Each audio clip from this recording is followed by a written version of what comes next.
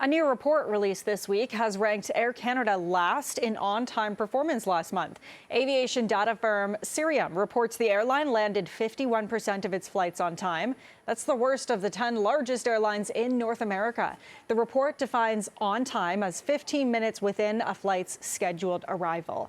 WestJet came 7th on the list, with 62% of trips making it to the gate on time.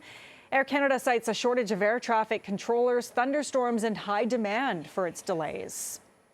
Alaska Airlines and Delta Airlines were at the top of the list at 82% and 79% respectively. The average on-time performance in North America is 66%, the worst by far of any of the regions tracked in the report, including Europe, Latin America, the Middle East, and Africa. And for more on this, we're joined by air passenger rights advocate Gabor Lukash. Gabor, good to have you on. Thanks for taking the time today. Good morning. So this new report, what do you think? Were you surprised? I'm not surprised. It's disappointing.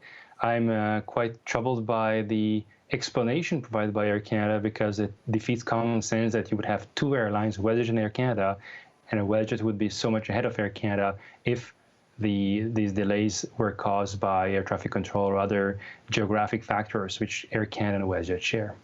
Well, that was my thinking too. The reasons for it seem to be, shortage of air traffic controllers, thunderstorms, and high demand for its delays. That seems to be reasons that any airline could use, but this seems to be affecting Air Canada more. So what do you think is actually behind this, and what do you think Air Canada has to do to kind of turn things around? I fear that what is behind this is simply that Air Canada's management feels that they can get away with it, that they can cancel flights and they can delay flights without real significant bottom line affecting financial consequences. And that is something that is directly the responsibility of the federal government.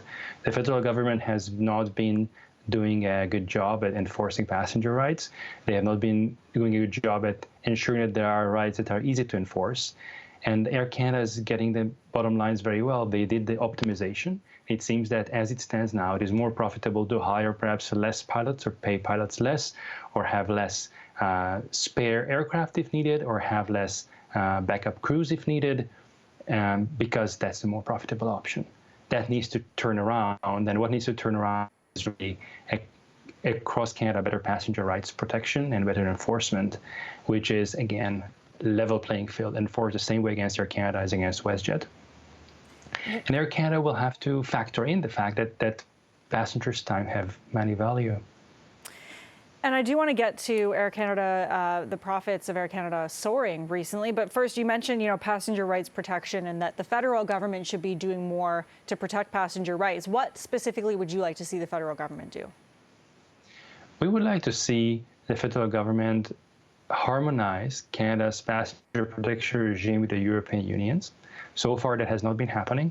And while recently the government is now saying the right things, we are yet to see what is going to happen in practice.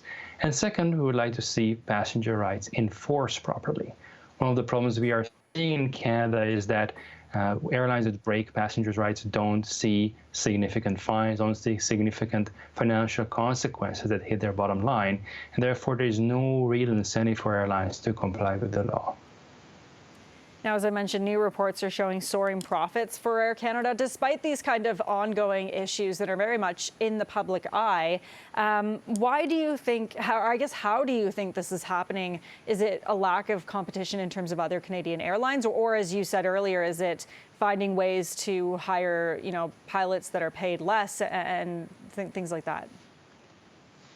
Well, part of Air Canada's profit, in my view, is coming from shortchanging passengers. So what we see here is not a real economic performance of a viable, sustainable business per se that would remain necessarily as profitable as these levels had they been complying with the law.